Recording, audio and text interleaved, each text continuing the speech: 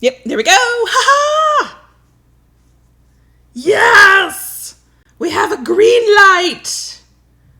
It says receiving our content. We are live. Also, I caused a big red spike on the audio. Yeah, you did. Oh my god, we are blue. What has happened to the camera? Alright, you start talking. Okay, so for everybody who's been here waiting patiently for us, we're sorry. We are having serious streaming issues, and we have since the weekend, and now we're having camera issues, so John Brownstone is fixing that while we get started. So I'm just gonna bullshit around for a minute. Actually, no, I'll go ahead and tell you what the topic is. And thank God we have this ability in our relationship. We're talking about laughter and having a sense of humor, or finding it if you do not feel like you're a person that really has one, and how it can play an important role in your DS relationship. I think it plays an important role in life. I tend to look for humor where I can find it in every facet of life. But, I think our color might have gotten a little bit better. Yes, I look flesh colored now. Mm-hmm. And y'all know. And I've come to join the party. I know. And your shirt actually looks black. The color's still a little off, but it's fine. Yeah. It's fine. I know you guys who have listened to the podcast or watched even one video have already figured out that we tend to laugh a lot. And a lot of people would say, oh, well, happy people laugh. I have laughed at some of the worst moments of my life. So I don't know that it's only happy people that laugh. I am not going to preach to anybody in this episode that you should always find something to laugh about, or that everybody should laugh at the worst moments of their life. But I do think having a sense of humor is important. Helps quite a bit. It certainly has helped us. So I figure we talk about it from that perspective. As always, real quick. Yes, the shirts for my lovely YouTube watchers, Kink Bruises are good bruises. Good bruises, yeah. Shout out to Ignixia. I will try to link to her shop in the description below once we're done recording the video, so you can go so you can, what am I trying to say? So you can go buy. And we are having a video output problem. Is it the resolution on the camera? Or in OBS? Don't know. I can't change it now. Okay. Eek. Okay. If you are having a problem watching us, we know, because we have the red light of doom and death. Yep. We've got a green light again. Okay. It's going to be one of those weeks. Yep. And if I don't keep my sense of humor. Yeah, see, it's... it's going to be... So yeah, shirts are from Ignixia. I will try to link to that in the description box below after we record. I have a feeling it's going to be a wild ride on this recording this week, y'all. And the other thing is, if you like what we do, subscribe, hit the like button, notification bell, and Patreon, patreon.com/Kayla Lords. Okay. Let's get into the show. Okay.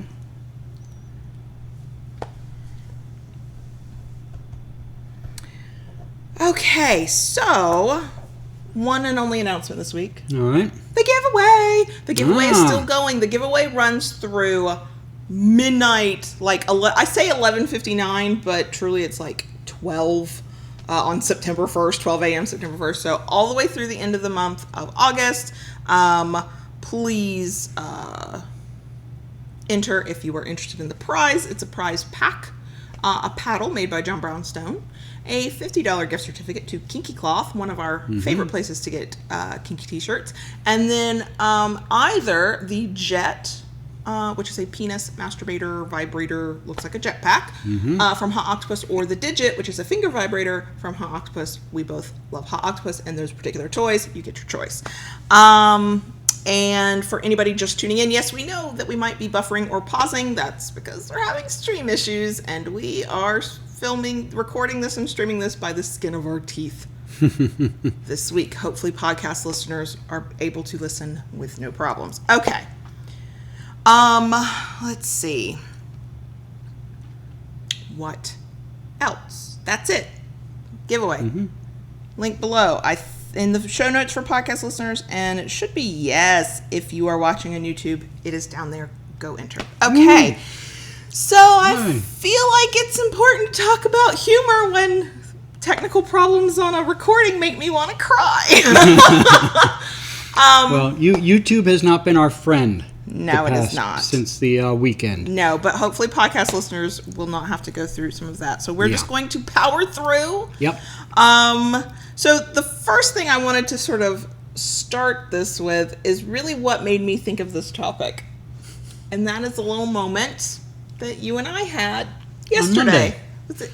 No. Monday? Monday. It was Monday. Yes, it was. Days of the week are hard. All right. It was on Monday. So you go ahead, because this was all you. Let me set the stage here. I am not a sound sleeper, so there are times I wake up in the middle of the night and lay in bed. Sunday night was one of those nights.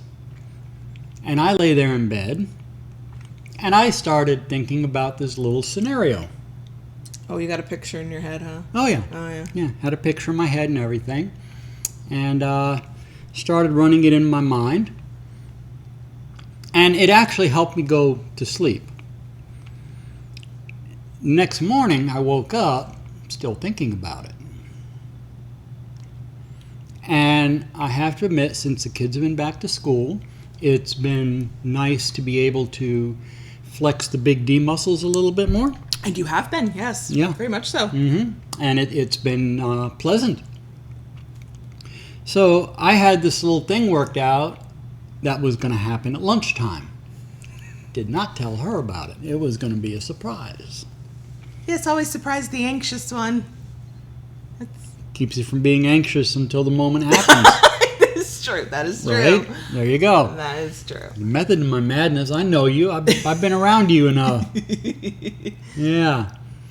So anyway, at lunchtime rolls around. We eat. And we're each doing our own little thing at lunchtime. Standing in the dining area, and I tell her to strip. Like in the Big D voice, y'all. Yeah. Strip. I was like, Yep. Take it all off. what? I'm not that submissive that just hops to. I'm just not. Other submissives are, and more power to you. I'm not one of them. No. And she expected to be led off to the bedroom. I did, yeah. That's where we do all the kinky fuckery. Nope. No. Took her to the sofa. And it was just a comedy of errors from there out. Well, because it started with strip. And I'm like, wait, Yeah. what? So, of course, there are questions. And I'm asking, I'm doing it, but I'm asking questions. What are we doing? What's happening here? And he's just like, just take your damn clothes off. So I take my clothes off. Then I'm like, I'm standing by the kitchen table where we eat dinner, and we had just eaten lunch. I'm like, now what do I do with these things? There's a protocol in the bedroom, but we're in what? Then, and I get kind of excited because he takes me by the hand. I am now fully naked. He is not, which I find sexy. He leads me into the living room to the couch. Now, I am now thinking, this couch, it's not real leather, but it's meant to pretend to be. And so it, we don't want to get it wet. That could be awkward. No. Also, children sit here. That would also be awkward. This is why I'm not good with doing kinky fuckery things like in non-kinky fuckery spaces, because this is where my mind goes. So he sits down on the couch, in the middle of the couch. Our couch is nice and long, which is new because our old couch was not. And he goes, okay, get on top of me. And he pats his lap. And the way he's sitting, I'm like, ooh, are we doing a spanking on the couch? That sounds like heaven. So I'm like, oh, well, I know this, but which way should my head go? He goes, no, I don't want you to lay over me. Oh, straddle me right here. Face me, girl. And I'm like, oh, this could be interesting. Because these thighs are very weak. They do not straddle or kneel very often at all. And I am way out of shape. And I know I'm way out of shape. So I awkwardly climb on top of him. He has to shove his not thick thighs together as tightly as possible so that I can even get on top of him. I'm feeling a little embarrassed at this point because I'm like, this is not sexy. Nothing about this is sexy. There's no fantasy. In nobody's mind is this what the airbrushed version looks like. This is stark, awkward reality.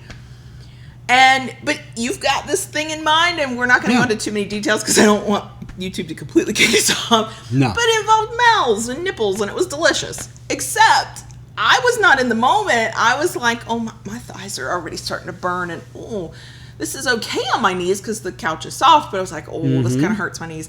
Then I'm holding my balance by putting my hands on the back of the couch to keep myself up. Which worked well for me for what I wanted to do. Right. His face is like all up in the boobs, and it's great. But I'm thinking about that, and I'm holding in my mind, oh, I'm supposed to be submissive, so let's just let him do his thing. But also, this feels awkward, and also I'm about to fall over, and then I did fall over, and he's like, "Are you okay?" And I'm like, my hands hurt and my legs hurt. So we shift positions, which is what you do in a kinky scene. You just shift and you keep moving forward. And he keeps going. And then I realized that I cannot keep bracing my arms on the back of the couch in this position. I'm really out of shape. And so I've got to move my arms, but I don't want to interrupt him again because clearly he's playing out a fantasy here. And I want him to have his moment because that's the kind of good girl I am. So, and podcast listeners, I'm hoping you can sort of imagine this. Yeah. He's holding me up. My torso is up. Boobs are in his face. Thighs straddling each side of him. And I put my arms out behind me, straight back. If you've ever seen a little kid running around a playground pretending that they're flying or they're about to take flight, this is what I look like. It was also awkward, but I wasn't about to fall over. I'd somehow done a counterbalance on my weight, and I'd found some stability. But and I look up, and I see this pose that she's in with her arms swirled back and, chest jutted forward. Really awkward. And I just broke into the biggest belly laugh. Because it was ridiculous looking. It was ridiculous looking. I know it was ridiculous looking. I don't care. It was what I needed to do at the time. At that point, though, he started laughing, and I started laughing. And because he's asking me through chuckles, what are you doing? Why are you doing this? And in my head at the moment, it had made sense. But when I realized I needed to explain myself to the other person, it did not make sense anymore. No. And so I started laughing so hard I cried. Scene over at that point. At that point, we are a laughing, shaking mess. Whatever fantasy had been in his head, gone. The moment was gone. Now, I will say this for all that this moment and the laughing until tears were streaming down my face made me think of the importance of laughter and being able to laugh things off in your DS relationship. I will totally admit that I felt really bad because clearly he had something in his head that he wanted to make happen, and that is not what happened. And I did ended up having sort of a teary woe is me moment a little bit later that then we dealt with, we talked about, we moved on. And I think that that is also just as much a natural part of this as anything. I have laughed through many a thing that was also stressful, that was also bad, that was also depressing, that was also a negative, and taken the moment after the laughter to go ahead and express how I really felt and my other emotions. So when we talk about laughing and finding the humor in a moment, it's not to negate the negative emotions. No. For me, it's usually to cut the tension. I think there's also something to be said for recognizing the absurdity of moments, the absurdity of just different moments in life, because it happens. Weird stuff happens that you don't plan. The things you do plan sometimes in no way happen the way you imagined them. And all of that is a reality.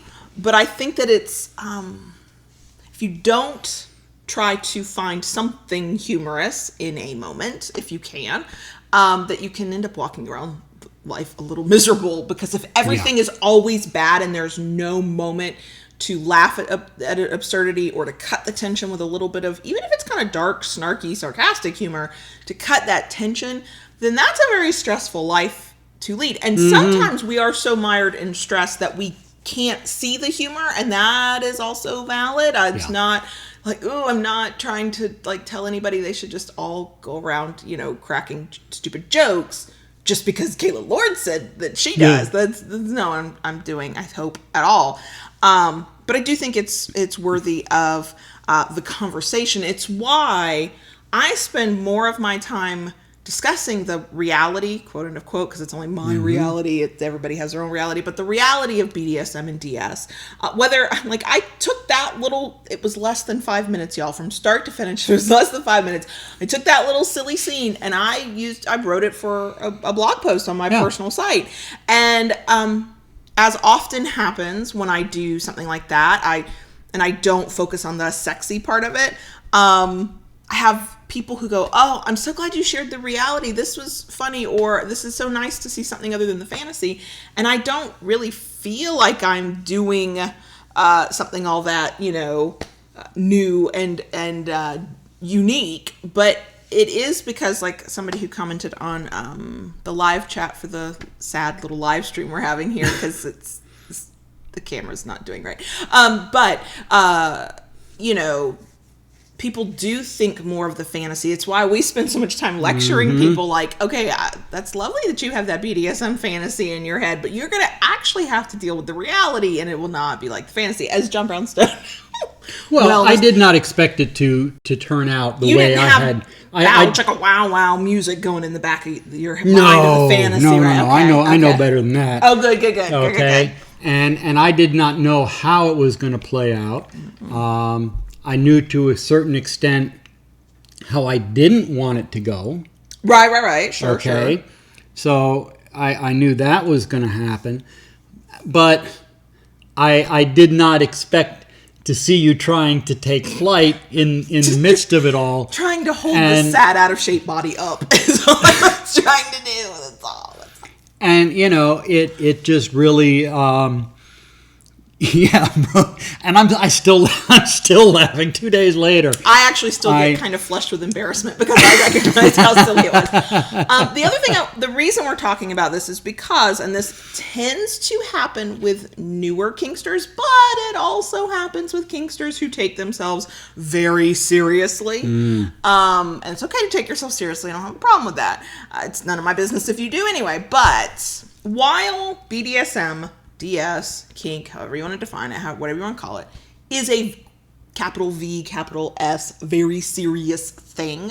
Consent is an issue. Safety is an issue. Communication. Yes. There is absolutely a point where you might take yourself way too seriously. Yeah. And the reason this comes to mind is because I have known people, I've had conversations with people where they had in their head how a scene was going to go, or how a conversation was going to go, or how whatever was going to go. And they start to execute the plan in their head. And y'all know, I'm a planner. I'm an anxious girl. I love a good plan. I like plans A through Z. That makes me feel good. Okay? Love a plan. But they execute on the plan, and then the plan does not go according to plan, because most plans don't. Something happens, So how does that saying go? The best laid plans of mice and men? Right. Yeah. There's another one about no battle plan surviving meeting the enemy or something. Yeah. Somebody is smarter than me will know that saying, but yes, that one. So if it is always very serious and you are unable to cope with a plan that does not go perfectly, and some people aren't, and that is just who they are, and they have to sort of live their life knowing that. But in general, if every time something doesn't go according to plan, your immediate reaction is to get really upset, to get angry, or to worry that everything is awful and it will never happen the way you want, that's a kind of a miserable life to lead. And so I would kindly and gently and cautiously advise that if you can find the humor in that moment, even if it's just to crack a sarcastic joke. I talk about finding humor and I talk about laughing. I can't tell a joke to save my soul. I can't tell the punchline is where I fuck up every time. Can't tell jokes. My dad used to call himself king of the one-liners because he didn't tell a joke either, but he would watch a situation and then he would say something snarky and sarcastic and freaking hilarious if you got that kind of humor. And that's kind of my style. Like, I'm not trying to be funny and I'm not trying to tell a joke, but I'm going to go, well, that's some shit, and we're going to laugh about it. I'm going to hold my arms as if I am in flight because Yeah, I could not reproduce it if I tried. No, you couldn't. It was a and Ben knew the quote, no plan survives first contact with the enemy. That's the one. Yeah. And that is so true. And I say that as an avid planner. As somebody who gets comfort from having a plan. So I also want to validate the kinksters whose first instinct is to laugh when things go wrong. Let's back up. So sometimes things go wrong, and laughing would really piss some people off. If when the camera did not work, or the streaming of this YouTube thing did not work, if I laughed, somebody named John Brownstone would be very cranky with me. But there comes a point where the tension's too high, and we kind of we gotta cut that tension, right? Right. And so if you are that type of person and you have giggled mid-scene when something went wrong, or you have cracked that inappropriate joke, air quote around inappropriate, because that's a matter of opinion, and some people didn't really appreciate it, and especially if you've ever been told you're not really submissive, you're not really dominant, you're not really kinky, because those people subscribe to BDSM is a very serious thing at all times, with the little scrunch in their forehead just to show how serious they are. You are valid, and that way of looking at life and moving through life and viewing the world is valid. I am a submissive who has giggled, just flat out giggled my way through a scene many times, and we were not doing tickle play because that's a hard limit. Yeah. Some people, let's talk about the power of laughter. Some people have a tickle kink. Now, part of that is a control thing, because there is nothing that makes me personally feel more out of control than being tickled. And it's a hard limit. Don't fucking tickle me. And yet some people do it because it's a release of an emotion that happens to be one of laughter. And it's an uncontrolled laughter. You kind of can't help yourself if you're that person who's wired that way. And that's a kink. So how can some of these very grumpy, kinky people try to say that laughter and humor and silliness has no place in kink when there is an entire kink devoted to making somebody laugh? Now, Jennifer brings up a good thing about making like a contingency plan of various things that can occur. Sure. And that is something that I have lived by for a long time. When I planned something, whether it was selling the condo or working on something in the shop. Going to the club and playing. Going to the club. I look at it this way. Hope for the best. Expect the worst. That way I'm never surprised. And when something lands in the middle... Right. And as an anxious person, my contingency plans have contingency plans. How a person with both generalized anxiety and social anxiety was ever an event planner, true story, I do not know. I did that job for several years as part of many other things I did, and there was not a single plan I had that didn't have 3 backup plans. There's nothing wrong with having plans. There's nothing wrong with being disappointed when your plan doesn't come to fruition. Some of these plans are very important to us. And yes, of course, it's a very honest emotion to go, well, fuck, that did not work. And I wanted that to work. Of course you did. Some people, and I've met people like this, and I don't always understand people like this, so I'm not trying to lay any judgment here. Some people will look for the humor and try and use humor to ignore all of their other emotions, and that's not what I'm saying either. No. I've used humor in some of my darkest moments. On my father's deathbed, he died as we all laughed at a joke that my aunt had told. Who can tell a joke with a punchline? It's not genetic because nobody else in the family can. I don't know where she learned that skill. And it was a joke that had he been living and healthy and whole and able to truly engage with the joke, he would have, pardon the expression, he'd have died laughing. See, that's where the inappropriate humor comes from, because I would have said that while he was in the hospital, and we all would have laughed at that too, that he died laughing. He did, though. He took his last breath while we were all laughing. Laughter has gotten me through some of the darkest moments of my life. Laughter has also, and humor, especially snarkiness, has been a defense mechanism. I will tell that joke that you think you're going to tell about me to make me feel small. I will tell that joke first, and I'll get everybody else to laugh, and you will feel foolish. That's how I dealt with bullies in school as a kid. You couldn't call me fat. Psh, bitch, I'd already done that. And I wasn't fat. That's what? So I don't think humor and laughter should negate all of the other emotions. I think it just has to be woven in some way, and whatever works for you. And especially if you were the type of person who's ever wanted to laugh or found something amusing, and then your immediate next thought was, oh no, I shouldn't. Oh, I said that a couple weeks ago. Anytime you're telling yourself should, that's something about society and culture and somebody or people or group around you who's making you feel a way. Okay. Is it always appropriate for everybody? Will everybody always get your humor? No. I have sat at a few funerals and cracked jokes, and only my mom laughed. Everybody else gave me like side eye and evil stares. And there is, as we have taught the now 14-year-old, a time and a place for everything. And sometimes what you think is sarcastic humor is being mean and not so nice.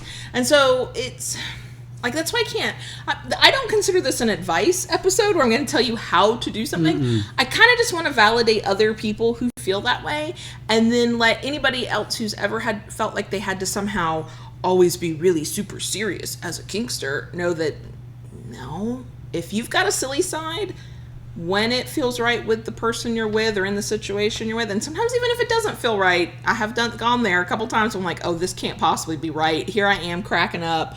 I'm supposed to be dancing and woo and being all sexually submissive on the St. Andrew's cross, and actually I'm wiggling my ass and going, ha, daddy, you didn't hit me, because I know he's going to hit me harder next time. You only say something like that once, by the way, unless you're a true massive masochist who's like, let's poke the bear. And so I've had those moments where I thought, oh, this should not be a funny thing or a giggly thing or a silly thing. It should be a super serious thing, right? It should be a seductive thing. It should be a sexy thing. Well, the energy of the moment was make it a silly thing. Yeah. I mean, I could have let myself get stressed out about it because it didn't go the way I so-called wanted it to or thought it should. And what good would that have done? It would just made me a even bigger grumpy polar bear than I already am. Right, and it would have taken I'm glad that's the way you reacted. There's no way to really predict that, and you can't sort of tell your partner, I demand that this is how you react when things go wrong, because it's not an honest way of moving through life. But I'm glad that your response was to see the absurdity and to laugh with me, because I already felt guilty. I could tell, even if I did not understand what it was he had in his head. And I don't think that him telling me would have helped any. I think it would have keyed me up, and I'd have been more on edge, because I'd have been thinking, oh my God, my legs are not going to handle this. Instead, I was flowing through the moment and having to react in the moment in as honest a way as I could, because it was just my natural sort of gut reaction. There you go. But I'm glad that you took that tactic of, let me just laugh about this. This did not go according to plan, but this is funny.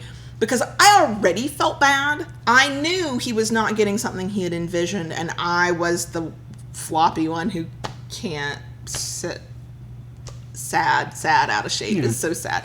And like I said, I did have a little cry about it later. I did feel bad, and I think that if you had come across as disappointed, even though that would have been a legitimate reaction, I would have been totally understanding of you being disappointed, that would have compounded my guilt. Even though there was nothing for me to feel guilty about either. So it was a moment that didn't go according to plan. That happens. Our bodies fail us, or they just don't work the way we'd like them to, or we think we can do a thing and we get into the moment and we go, oh, I can't do this thing. And it is super easy to go to the side of self-recrimination and self-doubt and guilt and I suck. But that's not productive. None of that is productive. If that's the rabbit hole I had fallen down into, one, we wouldn't be able to talk about it today with any sense of lightheartedness. We would have had a serious issue to have to work through together, and then the topic would be about how we had to work through this serious issue together. It would have been a completely different outcome for no reason, because it wasn't that anybody lied or did something different than they said they were going to do, or didn't hold up their end of a bargain, or whatever a disappointment might be where you can kind of get upset at the other person and be like, what the hell, man? It wasn't like that. It was just, there was a picture in somebody's head and reality didn't match, because reality almost never matches that fantasy. Almost never. And I used to not believe this, and then I did. I changed my mind. So you don't have to agree with me at all.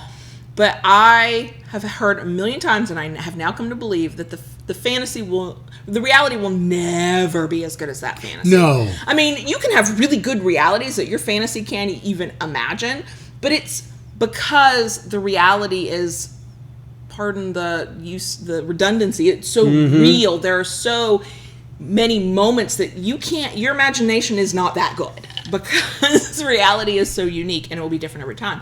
But as good as I can paint a picture in my head and as good as I can make that fantasy in my head, reality can never match up to that. No. And so I'm not going to try. I'm not going to worry about it. For me, I don't even really fantasize anymore because I enjoy my reality so much. That's not true for everybody. Some people spend a lot of time fantasizing because their reality maybe isn't so good or because they just really enjoy, coming up with those fantasies. I actually don't. Because to me, for me, and this is just me, y'all, my little logical brain goes, well, that's a waste of time. You're not going to get it. So why spend time thinking of the fantasy? Why not go see what you can have in the reality? And for us, we are probably going to giggle through it. Like, we just are. I mean, I am never going to be able to look at the center of that couch again and not see you trying to soar through the air. And yet, my take on it was so radically different because I had such mixed emotions about the whole thing that I'm like, oh, hell yeah, I'm going to strengthen these damn thighs, and we're going to do us some straddling, because you have to know that very night after this whole thing went down, we go through the rest of our day, kids are home from school, we have dinner, we do this, we went to our local gym and did a tour, and then the very next night... There were several things that came from this. And I flat out told her we have been toying with the idea and haven't really done anything with it. And after that little giggle fest on Monday, I wouldn't change it for the world. I mean, the laugh was it was a good belly laugh. It really was worth it. It was a release of some emotions and tension. I think. Yeah. But I told her, I was like, girl. After dinner, we are going down to the local gym, and we are signing up. Yep. Okay. Yep. And I don't mean just for her. I mean even for myself. We both. And it's funny because I have personally gotten away from something that I don't think about weight or losing weight. For me, I just want to be stronger. Right. I want to be able to do more things that I can't do, but also I don't want to have to work for it. And that's another thing I would say that can sometimes get lost or people think those of us who are laughing a lot don't think about. And that is, we laughed about that. Mm-hmm. We had a good giggle. We bonded over the moment. We got a whole damn show topic out of it. It was a good day. That does not mean that we ignore the issue or the problem or what caused it. I said before that you don't necessarily ignore the other emotions. It's not even about the emotions. It's about the reality. So it's one thing to laugh at a moment and go, haha, that was funny, because sometimes things are just absurd and you laugh. And it's another thing to go, that was funny, but I don't want it to be like that next time. What can we do differently? Right. And in this case, there were, while it was a very funny moment and we enjoyed that moment for what it was, there was also a little bit of an underlying lesson there that both of us walked away from it with. I think multiple lessons, because the next day, you approached me in a completely different way. Yeah. In a completely different location. There was no straddling involved. No. With a lot, I think, less expectation. Yeah. Like it was, okay, I'm going for the boobs again. And I, other than during like recordings and when I have to go like be out among the vanillas, I basically walk around with no bra on, so that's easy. And he's like, and I didn't have to like put my knees anywhere, and didn't have to, the thighs did not have to quake in a non-sexy way. And so there were adjustments made. So there are people out there who look at those of us who tend to laugh or crack a joke or get snarky to cut tension and think that we somehow negate the seriousness of an issue, that we somehow forget it or look past it or don't care about it. And there are some people who do use their humor in that way. They think that if they get everybody to laugh about it, then it's over and done, and you can forget about it and move on. And sometimes that's true and sometimes it's not. In our case, we laugh and learn. at least we try to at the same time. And sometimes we just laugh. You know, we talked about this several episodes ago when we were talking about how a kinky scene might go a different way, and that was when we were silly and we were daddy and baby girl more than dom and sub. And it was a scene I just giggled my way through. That wasn't something that needed to be corrected for later. It was actually something to learn how to accept that this is another way that we play together. That different is good too. Right, exactly. And I think one of the other things from a submissive baby girl stan I'd like to just say. Laughter is not just for littles. It is not just for caregivers. You know, I know plenty of kinksters who would fall under master slave or consider themselves those very serious doms and subs who laugh too.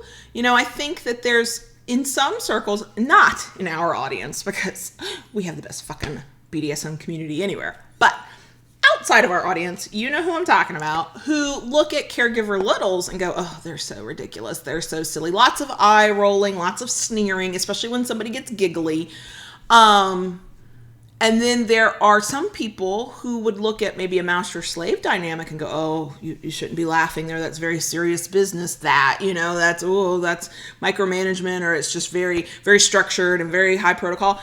I've known plenty of people who had very high protocol, like lots of rules and lots of ways of being in their DS dynamic, and they laughed with the best of them, and they had their moments. Did they do it maybe less than we do? Sure, but that's maybe more about personality than it is about your kinky dynamic. And I think that trying to pigeonhole any one kinky dynamic into these are the serious people and these are the, you know, not serious people is bullshit too, because then it makes people think that they can't fully express who they are because they happen to have chosen a specific dynamic. DS is whatever you make of it. I don't care what labels you use. I don't care what titles you use. I don't care how micromanaged you are or not. I don't care. It is whatever you make of it. And you can call yourself anything you want and then pull from every other dynamic you've ever seen in BDSM and use what works for you.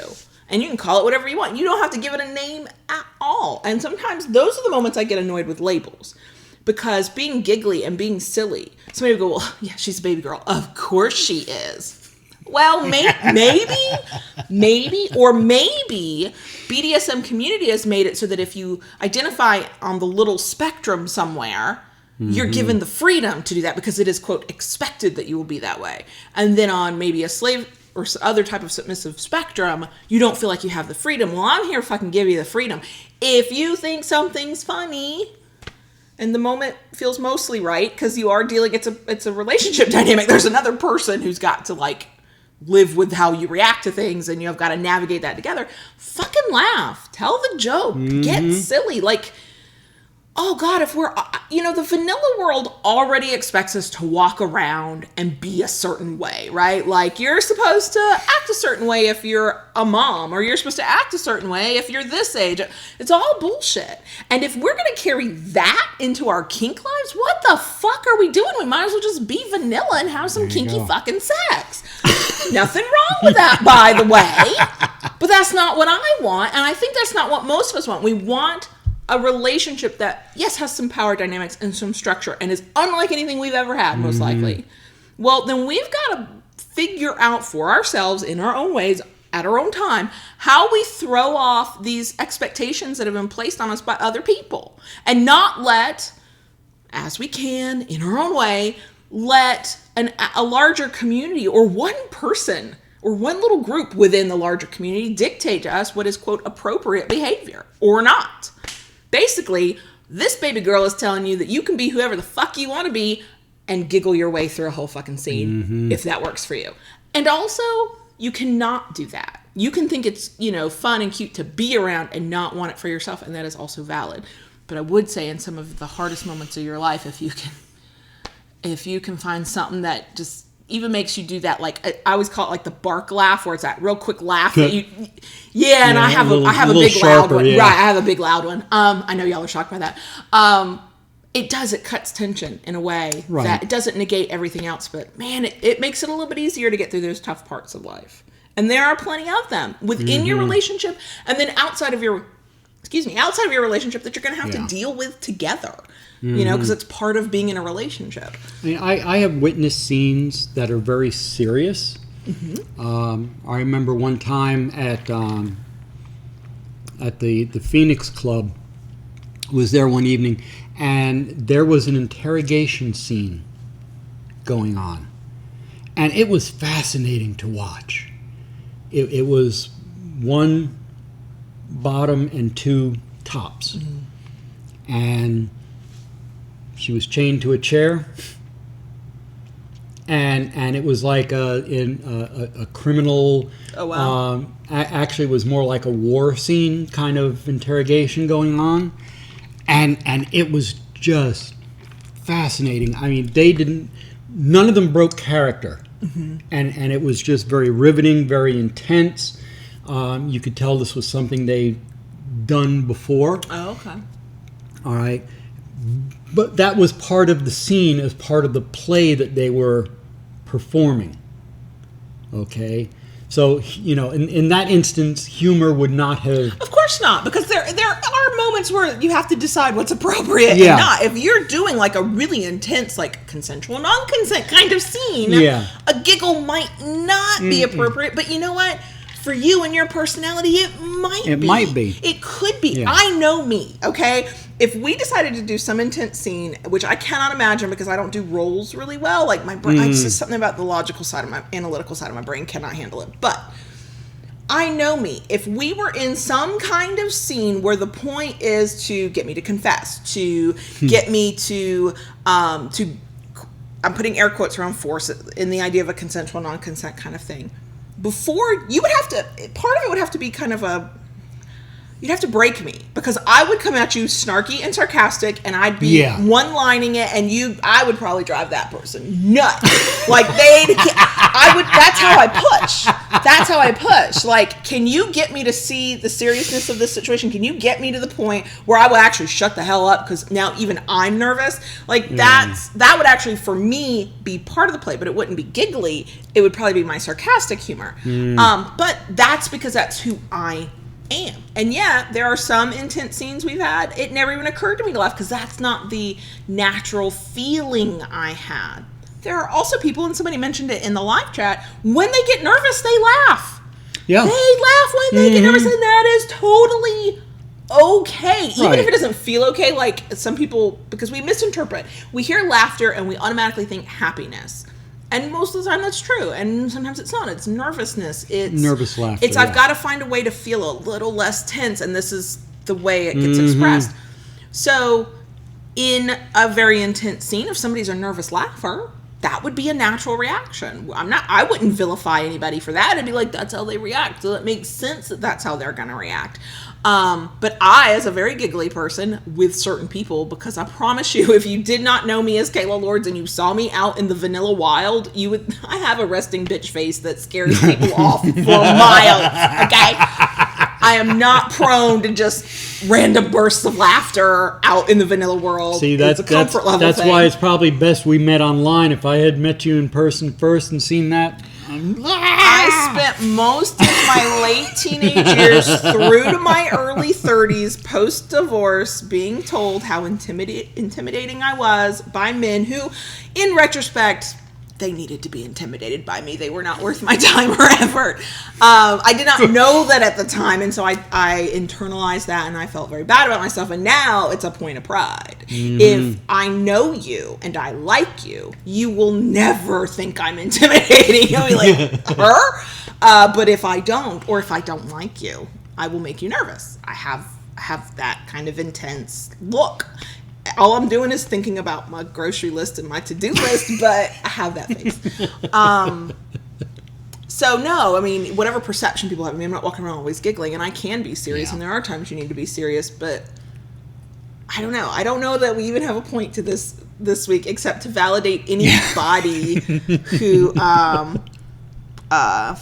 wants to laugh or worries that somehow laughing makes them less dominant or less submissive or less kinky. Like, fuck that. But also, now that I've had that little mini rant, I'm going to look at my notes and make sure I didn't forget anything. No, we didn't. We talked about it. I don't think I said this, that timing is everything. So if you were the type to tell a joke, not to like be a little sarcastic or to go, look at that, isn't that ridiculous, and kind of giggle with your, partner or whatever. If you're telling a joke, timing is everything. Yes. But it's also a know your audience. That's a conversation we have with the teenager a lot, the 14-year-old, because he inherited the sarcasm. It runs very thick through our genes. I think he came out of the womb sarcastic. I'm not sure. Yeah. And his problem is timing? Yeah, he does not. And he does not think of his audience. No. But, and yeah, like I said earlier, my aunt I could not tell you that joke to this day, also because I can't tell jokes. But I remember it. I remember how I felt. I remember the moment. I even kind of remember the punchline a little bit. It's now been, how many years has it been? It's been 17 years? Yeah, like 17 or 18 years since my dad died. So it's like, that's all fuzzy, but I'll never forget that moment. And some people would say, well, that wasn't good timing. Except in our family, like I said, we're usually laughing in a funeral. Not anybody's pain, but because we got to cut the tension. That was the right audience and that was the right time. If you don't know your audience well and you're still figuring out, when it's good and when it's not, you're going to stumble, you're going to fall, you're going to crack a joke at a bad time. It happens. Yeah, it's like me. I keep trying to come up with a good chemistry joke, but the best of them are gone. Jesus. And then you'll be like me and you'll partner with somebody who thinks puns are amusing. I'm not sure if you find puns amusing or if you find my reaction to your puns amusing. I haven't figured it out. And, I do subscribe to the thinking that people who can tell puns, it is a sign of intelligence because it's a way of twisting words and using language in a unique way. And there is an intelligence to that. Also, the 14-year-old got the sarcasm from my genetics, but he learned the puns from John Brownstone. Yes. We have a total nature-nurture argument going on in our house, and the answer is both, because the 14-year-old will throw out a pun in a sarcastic tone, which just seems wrong to me. Well, I have to admit, on that note, he is very quick. He is. With that, because he and I have gone back and forth, one pun leading to another pun. You've had entire conversations in puns. In puns. You've also had a conversation in song lyrics, if I recall. Well, yeah, Yeah, but, nature versus nurture, y'all. But he is very quick that way. He can pick that up. And yeah, he and I have gone back and forth, head to head, pun to pun. And he just...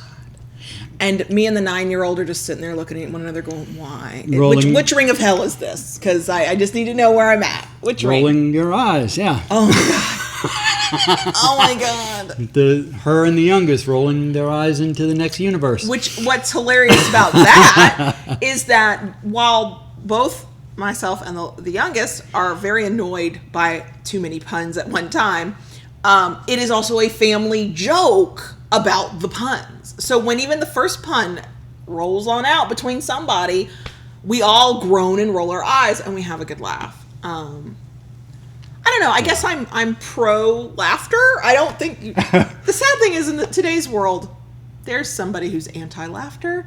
I've seen enough of them on Twitter who go, "There's nothing in this world to laugh about because life is a hellscape." You know what? There are parts of this life that are hellscapes. I look at the news. I know what's going on out there. I get it. There's some shitty things going on in this world. Yes.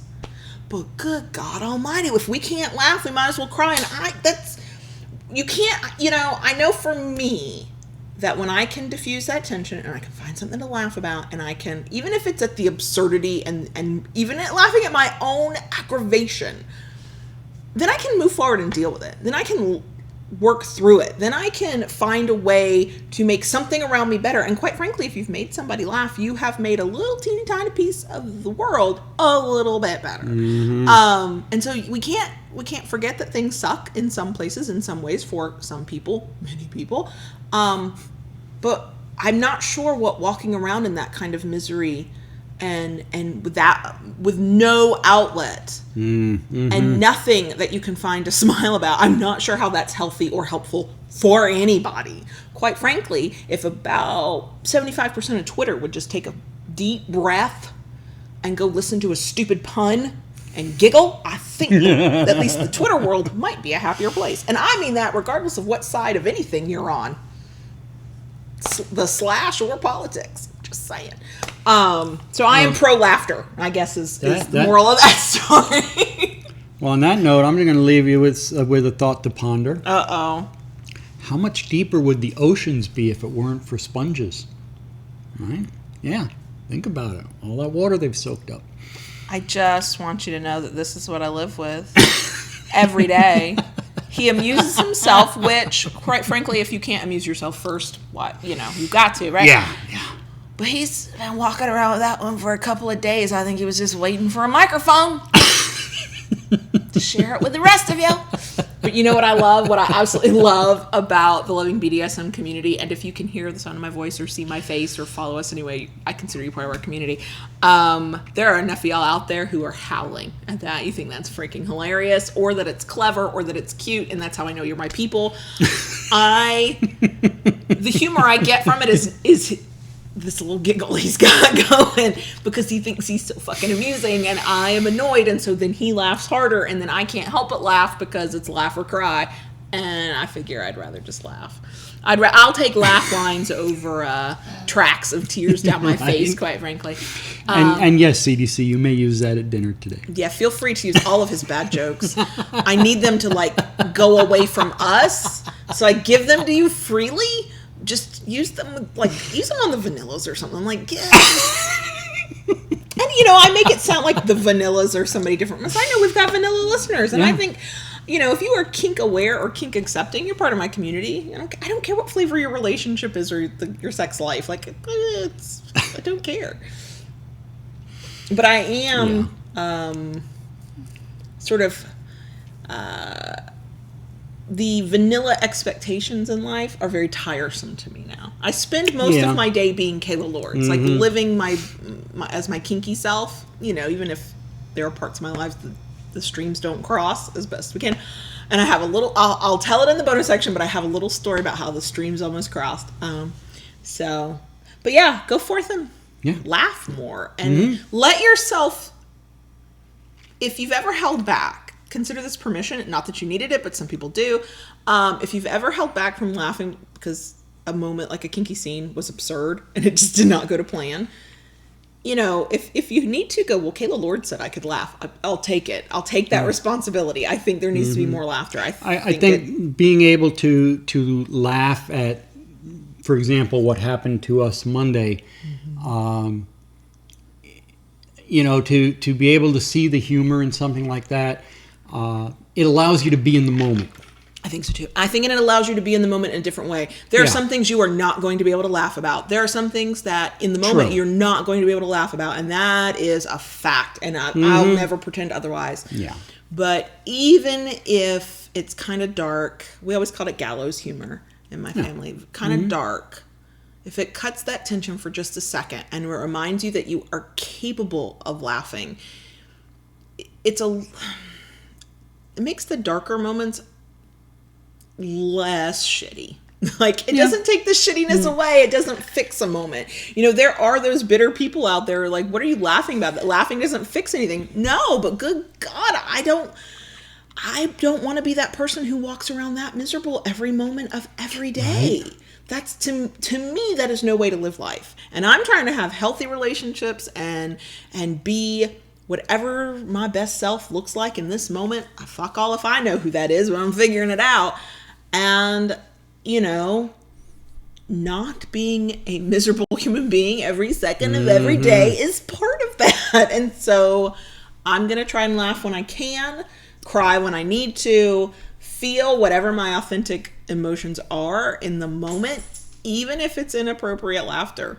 That's authentic. If it bubbled up out of me, it's me and it's mine, and there's a reason for it. And I'm not going to, we're all learning here how not to negate our kink selves. I may mention that in the bonus section too, the little details. I ended up having a very one-sided, I won't call it a conversation, but an exchange with somebody who was interested in how a woman could be a sexual submissive and a feminist, and that was fun.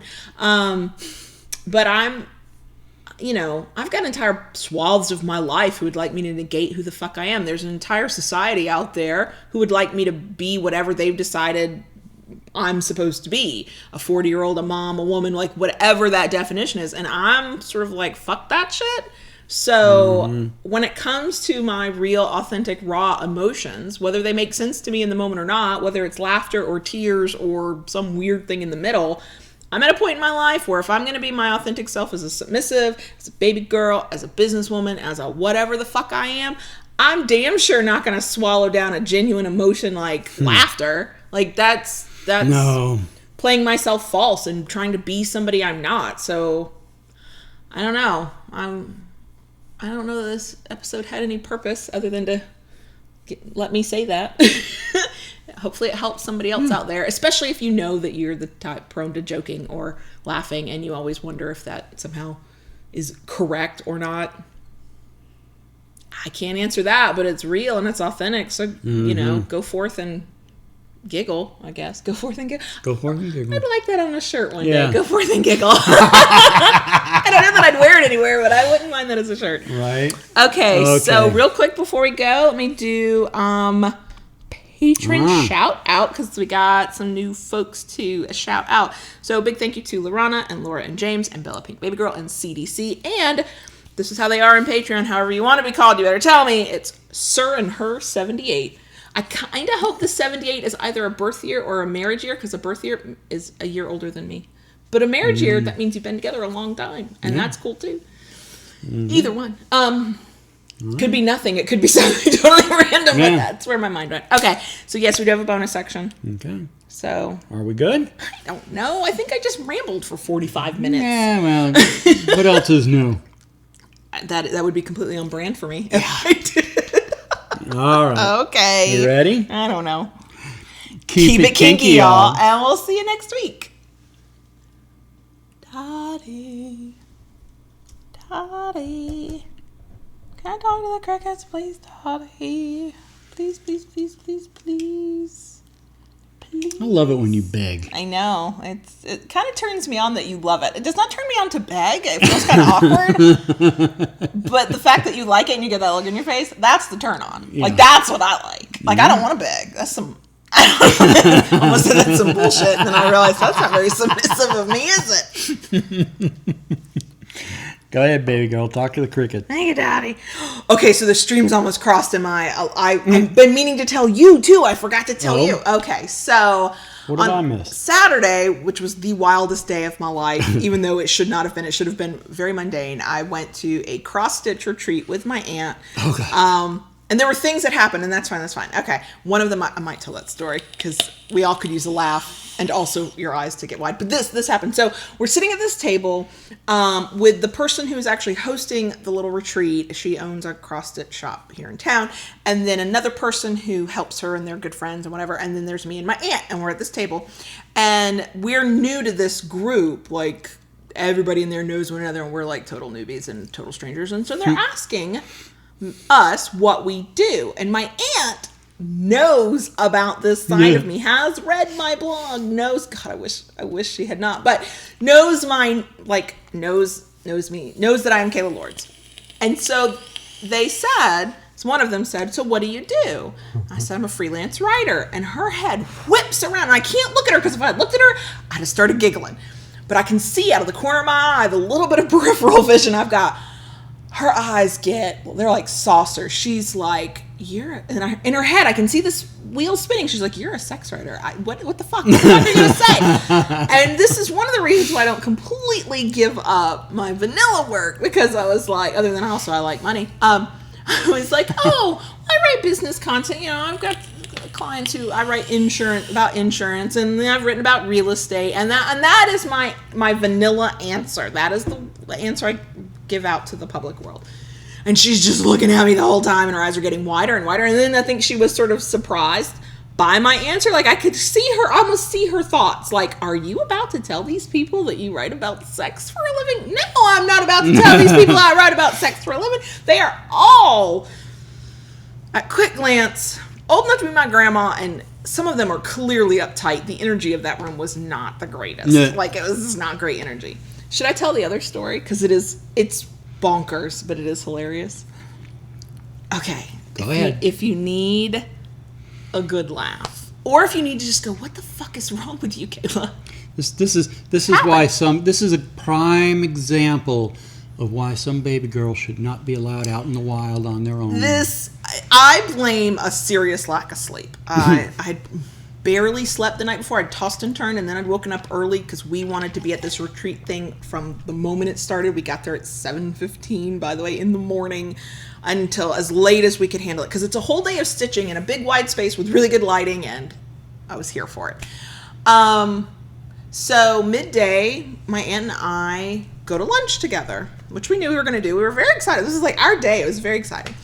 And we go to this little diner down the street, and while we're sitting in the car, I'm helping my aunt get her name tag off. Not that she's incapable of it, but she does have some mobility issues, and so sometimes I'm like, okay, we gotta get out of this car. Let's do this a little quicker. I take her name tag off. As I'm taking her name tag off, I get distracted because something I thought I had lost, I found down between the seat, her seat, and like the center console thing, and I'm all excited. And so I take, like, in my most baby girl way, like 2 or 3 minutes to be really excited that we found this thing.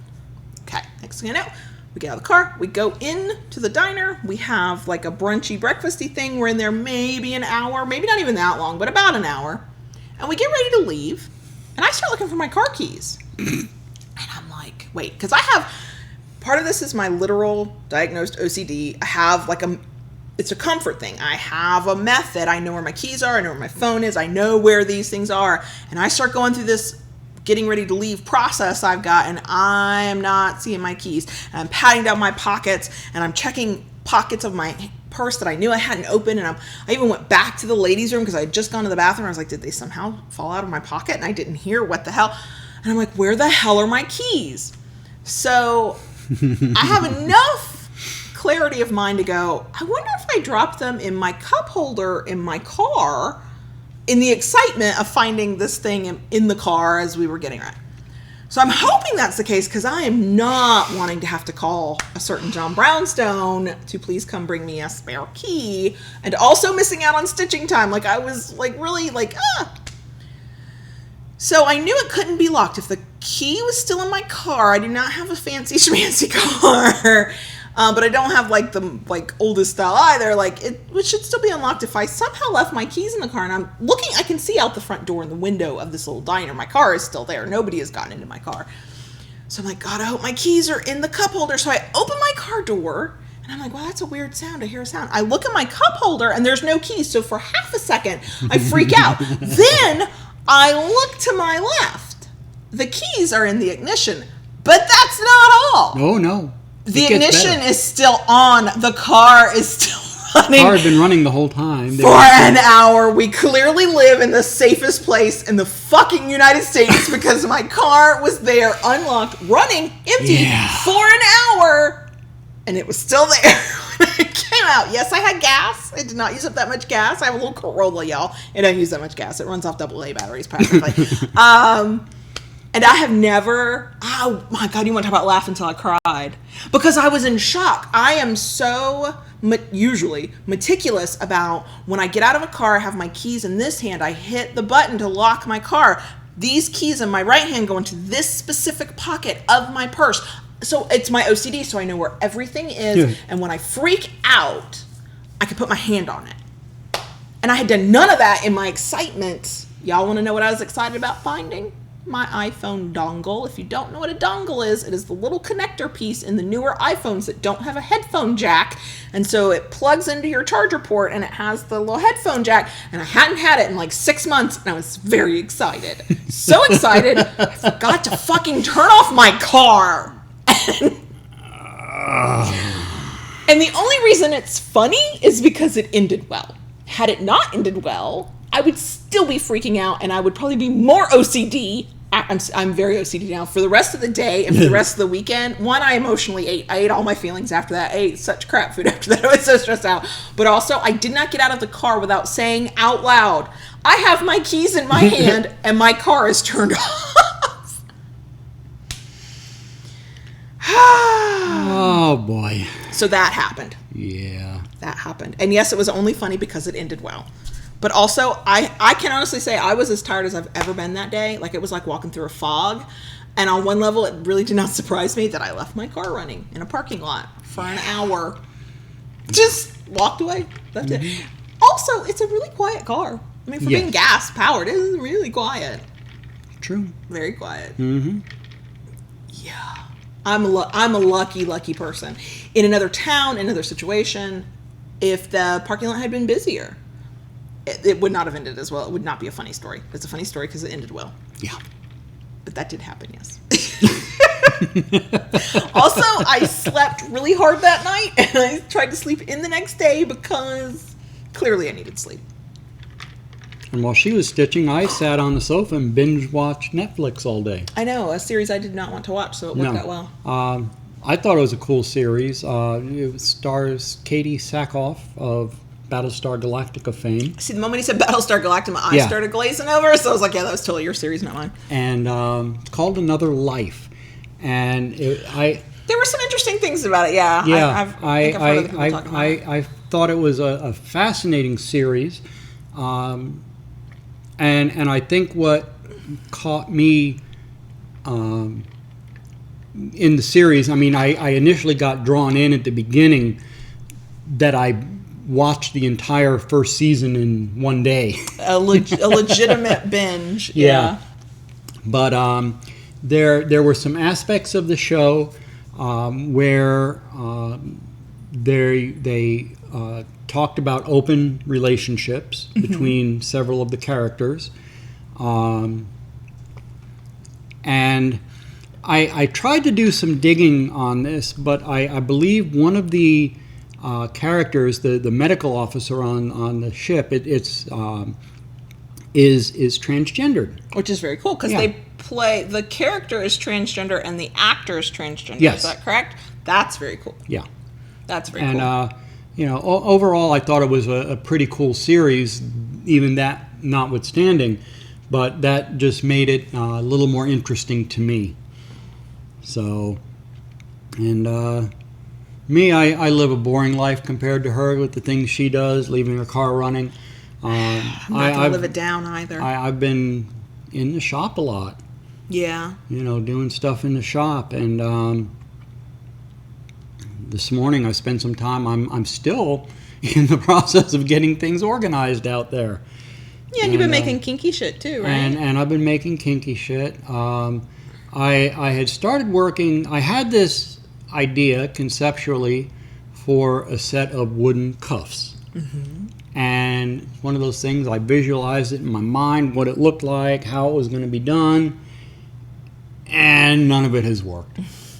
And I've had to step back and move forward and step back again. And are you adjusting based on what you're learning, or is it one of those, that was a great idea in my head, but I'm going to scrap it? No, I haven't scrapped it yet. I'm still pushing forward with it, but yeah, I'm having to do some backtracking and saying, okay, well, this isn't working. What if I try this? And adjusting and reshaping. Yeah, almost like stocks, but smaller. Yeah, that's truly the concept when he drew it out for me. Mm-hmm.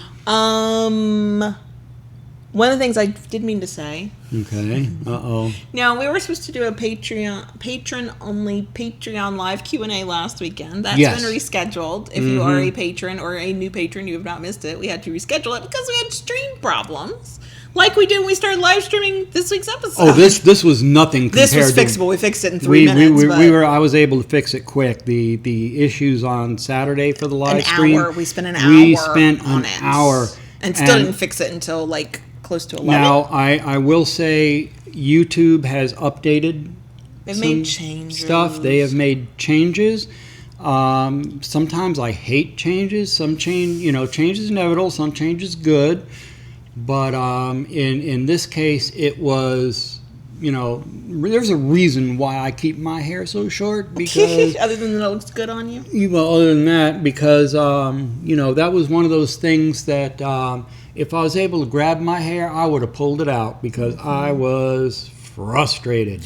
Yeah. And then, of course, I always feel bad when things don't go the way they're Yeah. supposed to, because then I'm like, we're letting people down. We suck. And that's basically what it came down to, because after I started doing some digging, they have made some changes, even though the software we use is on their go-to list for stuff. Doesn't work. I could not make it work to save life, and even tried 2 new softwares and could not get those to work either.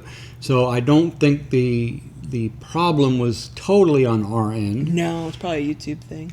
So, but the issue today has been a little bit of a hangover from that. I spent quite a bit of time doing private test videos, live casts. There were a couple I had to go in and delete because they were not private. Yeah, I was like, okay. No. All right. And I deleted most of them myself after I played around. I went in and whacked them. But, it's a little frustrating when changes are done like that and, don't have time to test it. And it kind of came back and smacked us in the ass on Saturday. And I'd like to rail that YouTube just didn't tell us. There's a good chance they did. I just didn't read that email. That's very possible. Then I went, that doesn't apply to us. I don't need to read that email. So, there's that. Yeah. I feel like there was something else I was going to tell you guys, and I have forgotten it. Uh-oh. I know. But we did join the gym. So Yes. we mentioned that earlier, but that was what I was going to say. Probably tonight after dinner, we signed up online. Well, we did go to the gym. We toured it, took a look around, got a feel for the place. Asked the important question. Asked the most important question. What's your busiest time? Yes. So that we know when not to be here. And, kind of got a feel for the place. We didn't have what we needed with us to sign up at the time, so last night we sat down and we signed up online. Probably tonight after dinner, we will go pick up our membership cards. Have our picture taken. Yeah, smile for the camera. And, then we're going to go from there. I know it was I asked Kayla, I said, what scares you most about this? I had 2 fears. And go ahead, tell them what your 2 fears were. Well, my first fear was, because I have joined a gym before, and many times actually, and my first fear was we would join, we would start out strong, and then we would stop going, but we picked the commitment one, so we're under a contract. Right.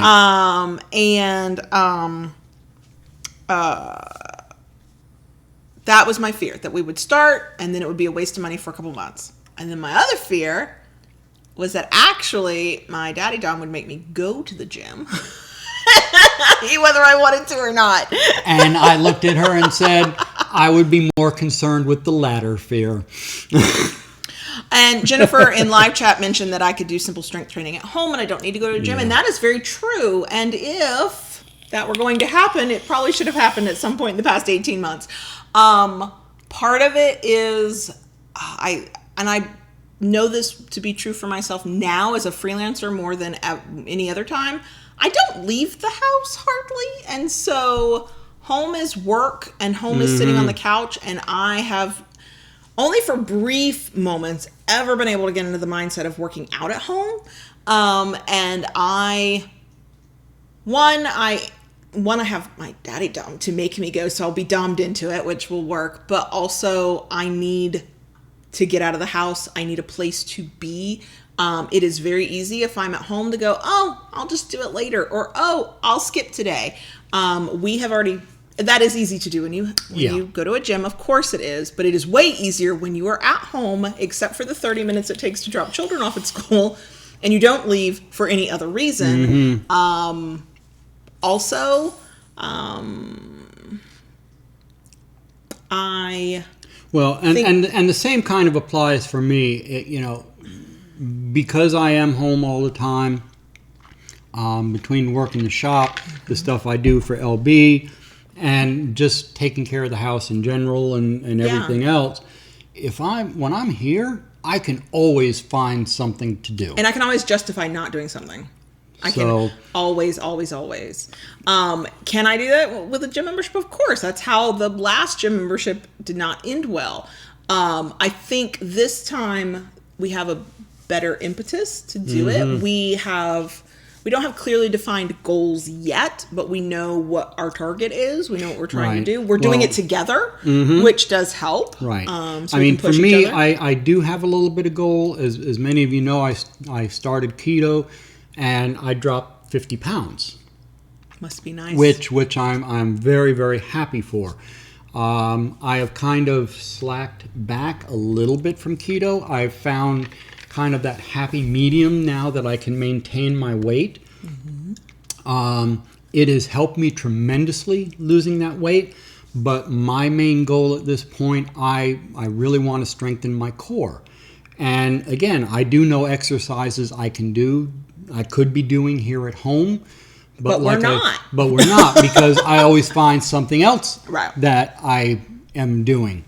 So I think going to the gym, it's very close to the house. It's closer than my old back in the day when I went to the gym. Yeah. It's less than 5 minutes away from the house.